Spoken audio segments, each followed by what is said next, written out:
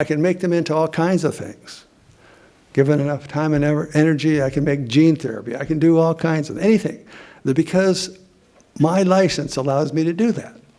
As a medical license doctor in California, you are allowed to do things to help your patients as long as you tell the patient, this is what I'm doing, why I'm doing it, these are the side effects possible, this is this. You know, in other words, everybody has full disclosure and everybody has signed that informed consent and all that kind of thing. I'm good to go. But the other doctors out there they buy stem cells from different companies and they just give them. That's a different thing. They don't even look at, you know, I had some, I have my own, here, I'll show you. This is a Biospherix $300,000 machine for growing stem cells. We're the only ones in the country that have this. This is a heavy metal test for lead and mercury right there. Oh, this is my flow cytometer. That's $130,000. Sound little box there. How many doctors are going to spend dime one for studies that they're going to do for their stem cells that they're buying from Livion or Invitrix or whatever? They're not going to do it. What for? Why should they spend it? Their salesman tells the doctors that these are great cells. There's nothing to worry about. Go ahead and give them. Okay. Why should I buy a microscope? That's just extra money and confuses me. I would have to look in there and figure out what's going on. So this device tells you what kind of stem cells they are, whether they're mesenchymals, whether or not they're umbilical cord, different kinds of umbilical cord. There's different kinds, and so I don't want to burden you with all that. But it also tells you whether or not they're alive or dead, so that's important too. And then we have things like endotoxin testing and all that. These are just centrifuges and hoods and whatever, different devices. This is the external counterpulsation, just another picture of that. And I was mentioning that you could take, like this is ultrasound. Ultrasound has been shown to, if you do an ultrasound on the knee, you got a bad knee, that ultrasound causes a little bit of damage to the knee. You don't feel it or anything, but it's enough for the stem cells to say, oh, that's damaged, and it'll then go to that particular knee and help fix that knee. So when you're in the clinic, you just tell us what you need fixed, and then we can treat those things, and the stem cells that we give you IV will go directly to that. Now, you can also do that with PRP, platelet-rich plasma. This is a shockwave therapy, and that's been getting a lot of, you can do the same thing with the joints and whatnot with this, tendons. It also has been getting a lot of publicity for its use in testicular rejuvenation. So the treatment there is you use the shock wave on the base of the penis and then give stem cells into that area as well. And then you're supposed to get this done every week after that. Because that stimulates the blood vessels to repair. Okay, this is, Al was saying my library. My library was maybe 6,000. It's now 60,000. So, and it didn't, the house just, it didn't fall down. It broke, right? It broke and went from a crack until it was about this big through the whole house. And so the whole house was, on one half was about to crack off and fall down this hillside. And every time I would go upstairs, because it's the second floor, I would walk up and the whole place would go creak, creak, creak. And the doors were all askew and I couldn't shut any doors anymore. I said, any second it was going to go, I swear to God.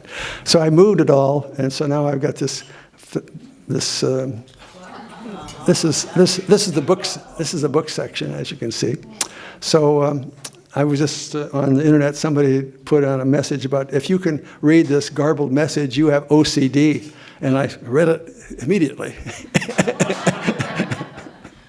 So you can see, obsessive compulsive disorder. I used to jump over all the cracks in the sidewalk. These are organized files of all my medical research. I started collecting this stuff back in 1964, and so I've got papers from 1964. At that time, it was so difficult to get scientific papers.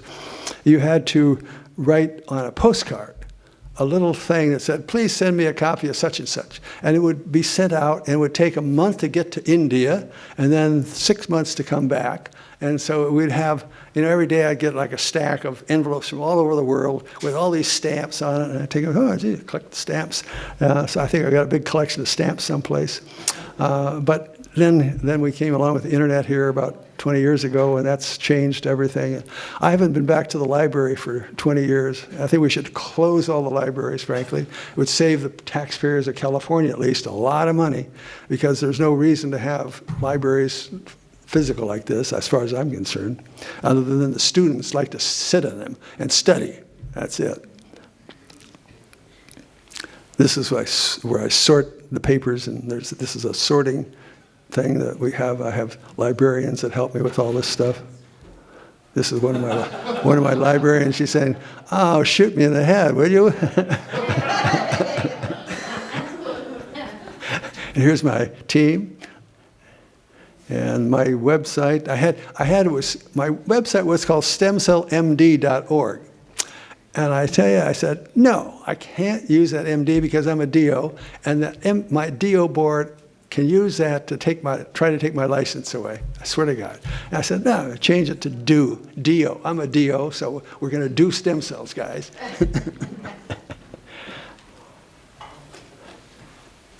And that's it. Any questions?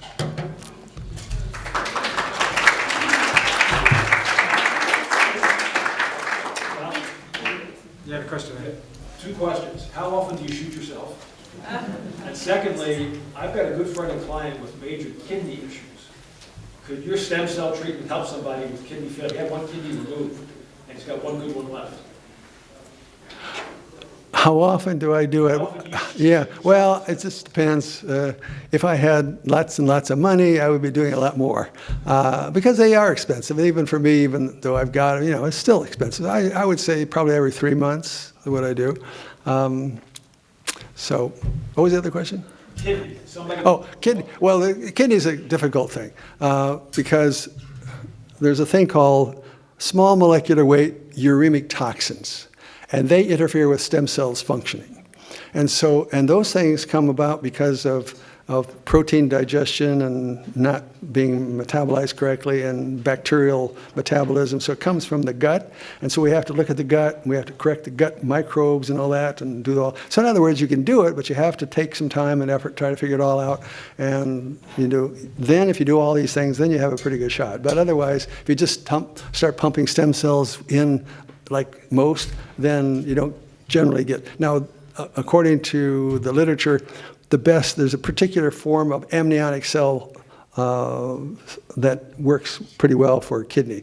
The Wharton's jelly has been claimed to also help, but in my experience, they haven't been very helpful if I don't do these other things. So I think you have to think about regeneration in a holistic, integrative approach. You have to think about what causes stem cells to not grow and not it's like growing your garden. If you have here's a plot of junky piece of property out here with tin cans and whatever, you go out there and throw your seeds out there and say, okay, I'm going to have a nice garden. It's not going to work.